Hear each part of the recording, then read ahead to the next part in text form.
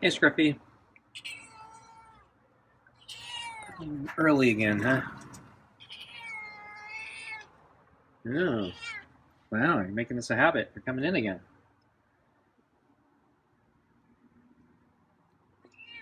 Oh, wow, you're stepping in even further.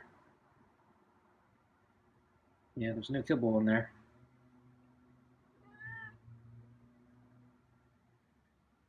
Wow.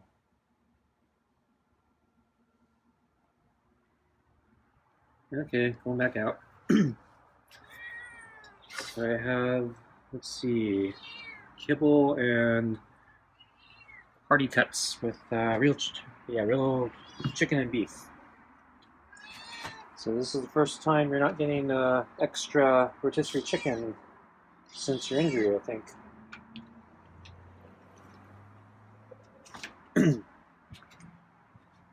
Or extra food, not counting the lunch.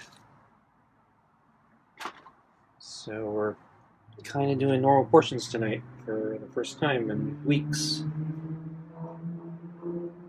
But I think I've been overfeeding you, so. Okay, sit in the chair.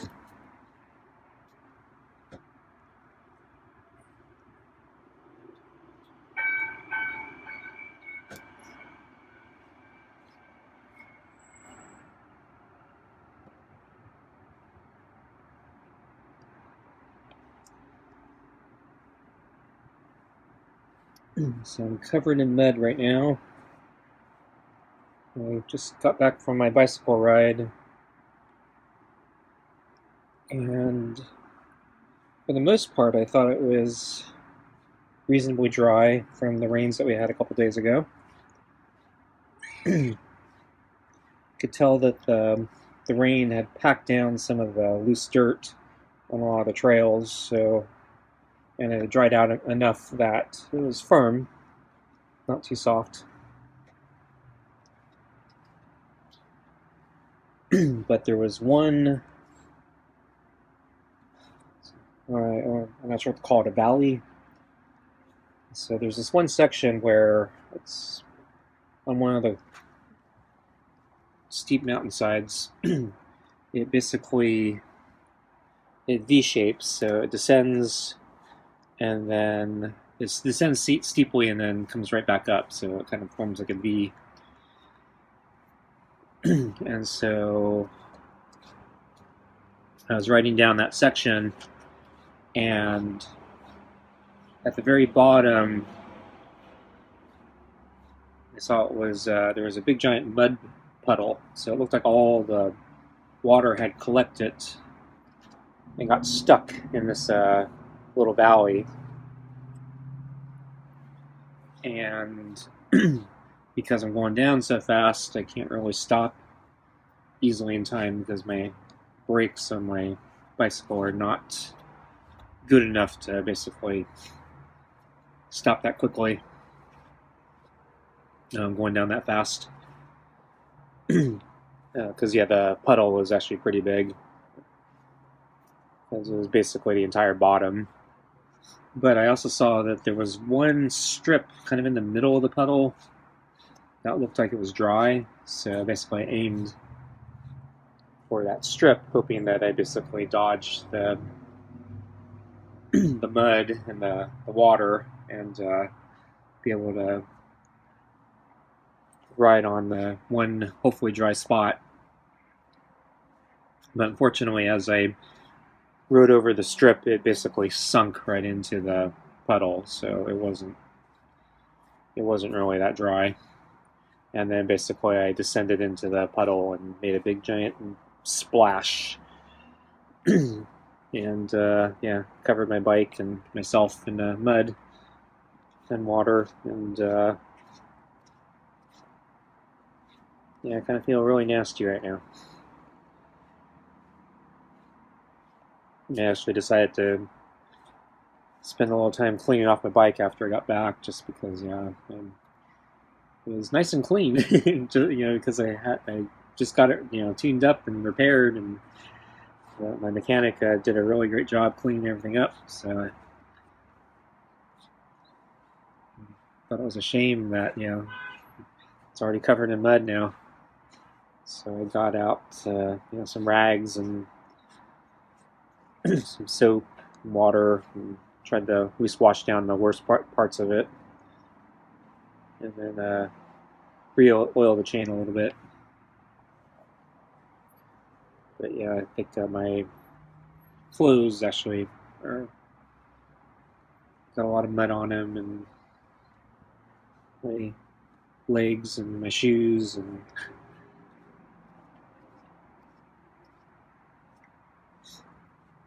and got some on my face.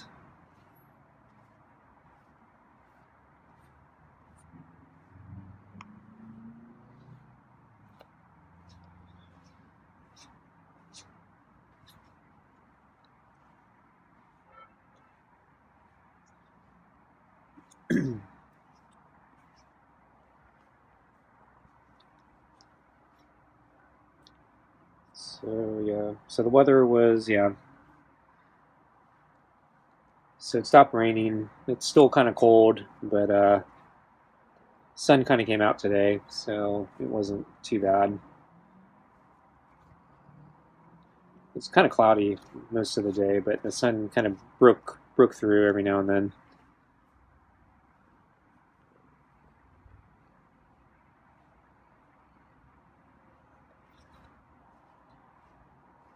So I decided to go up the exposed mountainside,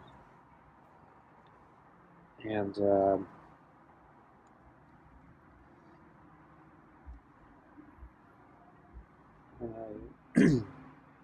I didn't make any adjustments to my seat this time because I think the seat's about right, so I don't think adjusting it's gonna help me at this point. So I just want to keep climbing, kind of testing it out to make sure. And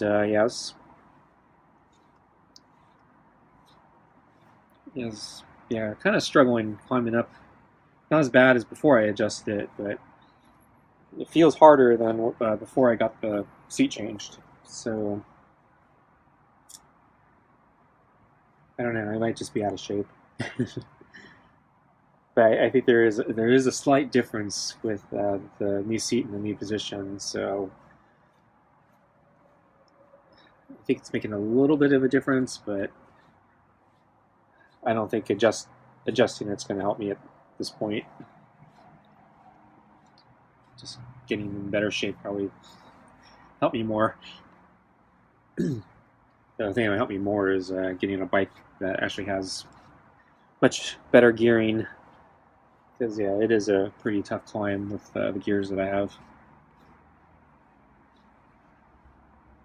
So I was actually pretty winded trying to get up the thing. I actually had to take a break. I actually took 2 breaks, I think.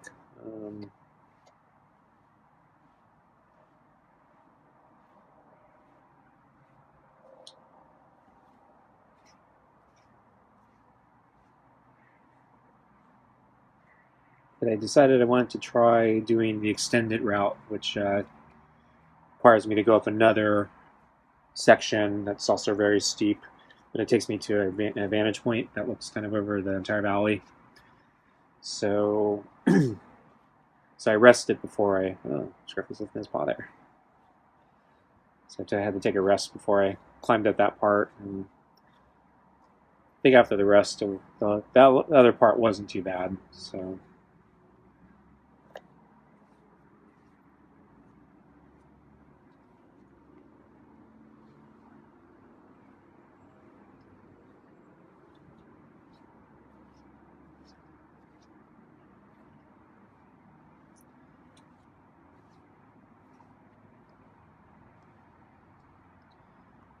Okay, let's get Scruffy his food.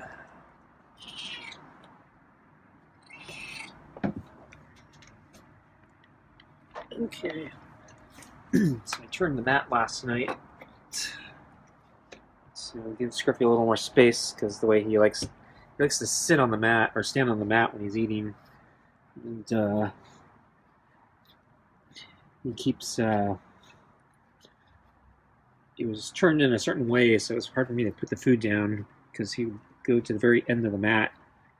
So reorient it, so give me a little more space. And then the other thing was I reoriented it because when he would stand on it, it was turned the other like 90 degrees or something, so he would be pointing away from me, so it's hard to brush him.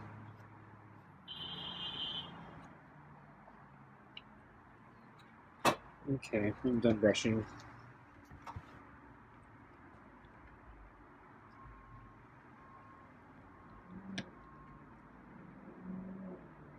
So I can't remember if I saw Scruffy today besides lunch. I don't think I saw him. Yeah, he wasn't on the rocks this morning, which I thought was surprising since it was cold.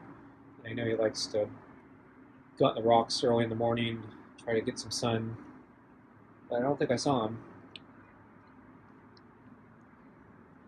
So at lunch, yeah, he was asleep at lunch. Yeah, that surprised me. So he's sleeping out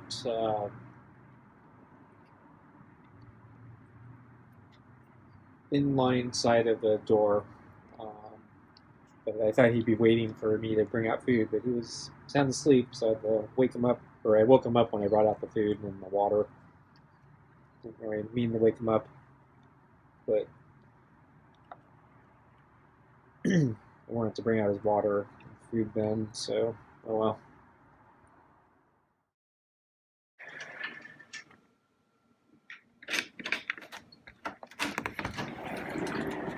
Hey, Scruffy. Didn't mean to wake you. How you doing?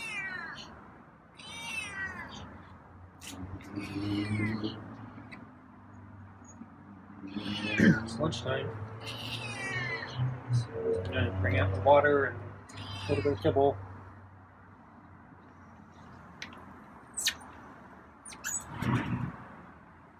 Backing away, huh? Okay. Thought the sun was going to come out.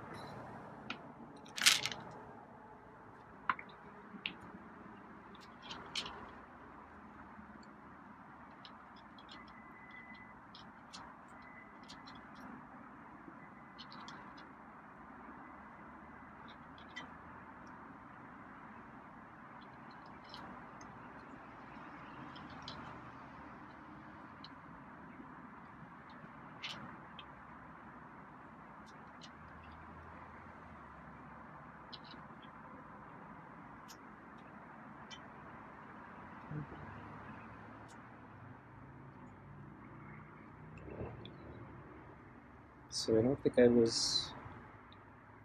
Yeah, I don't think I saw Scruffy the rest of the day until dinner.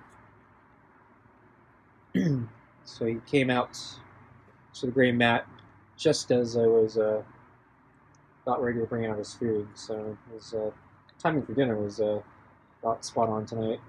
I'm a little early. No, not that early, but I've been feeding. The last week or so, or the last few days, I've been feeding him a bit later.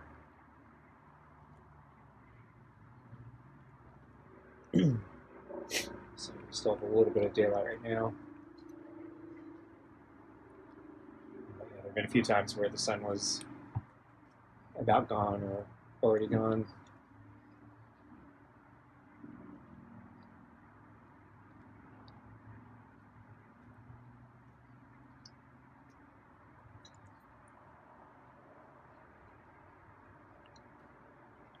So I saw a deer today at the park as I was leaving it. So I was taking the main vehicle access road out of the park, and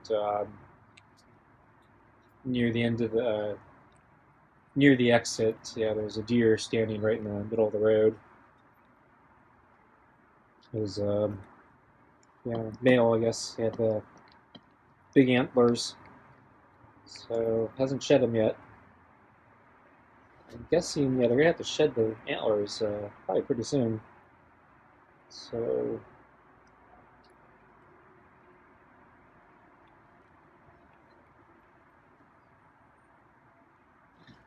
the deer saw me coming and decided, yeah, didn't want anything to do with me, so he walked off the road and then ran up a hill.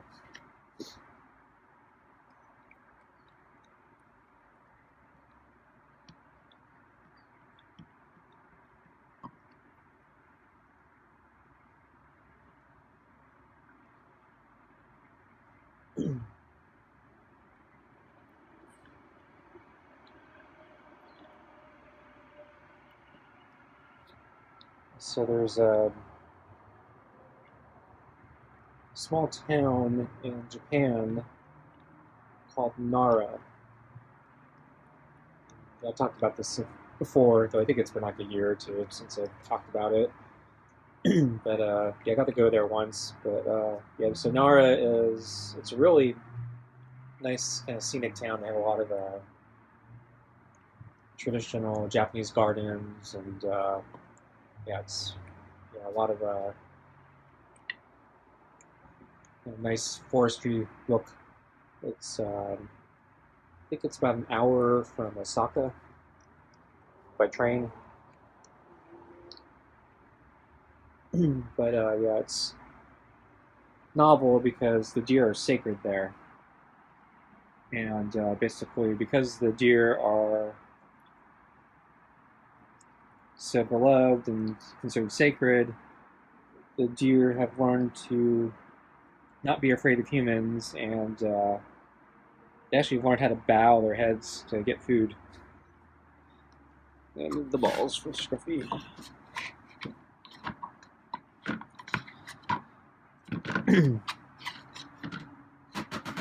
And so it's really interesting because yeah, the deers are basically completely unafraid of the humans. The baby deers are still a little skittish, but like the grown up deers, yeah, they're not afraid of the humans. And I bought if they have like vendors and vending machines all over the place where you can buy deer food. And I made the mistake of buying some food, and the deer saw me, and they surrounded me, and then they started headbutting me, trying to get me to give them their food. And yeah, I was getting shoved around pretty hard.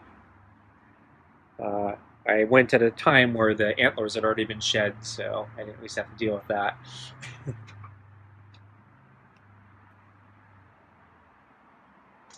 Okay, folks, thanks for watching. See you next time. Bye.